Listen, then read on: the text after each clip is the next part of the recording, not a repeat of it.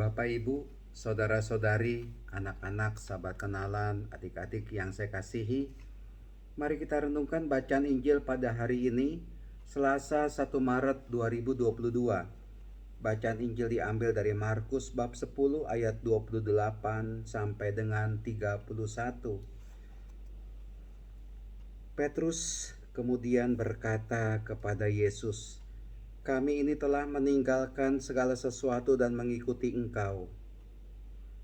Maka Yesus menjawab, "Sesungguhnya aku berkata kepadamu, barang siapa meninggalkan rumah, saudara-saudari, ibu atau bapak, anak-anak atau ladangnya, pada masa ini juga ia akan menerima kembali 100 kali lipat."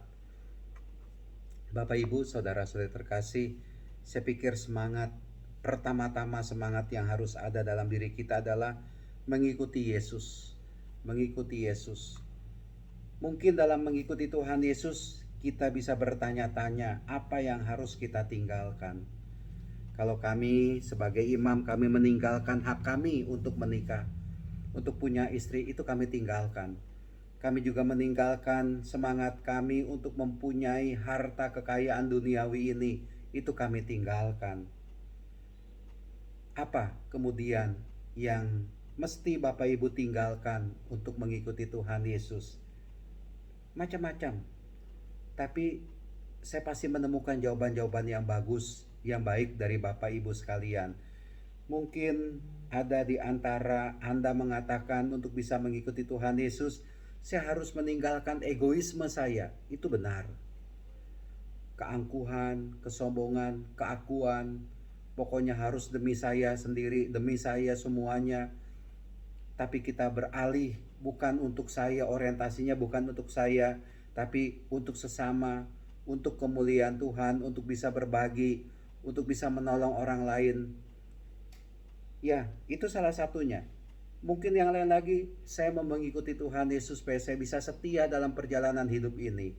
Maka yang akan saya tinggalkan itu adalah ketidaksetiaan, kebohongan, perselingkuhan, ya hal-hal yang negatif, yang jelek itu yang kita tinggalkan. Dan silakan itu kita menemukan ya hal-hal jelek apa yang kadangkala kita lakukan dan terjadi atas diri kita, dan kita mohon kekuatan dari Tuhan untuk bisa meninggalkan itu.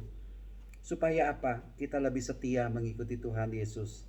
Kita lebih berada di jalan yang benar untuk mengikuti Tuhan Yesus. Dan dengan demikian, kebaikan dari Tuhan Yesus, kasih dari Tuhan Yesus, itu yang kita alami dalam hidup ini.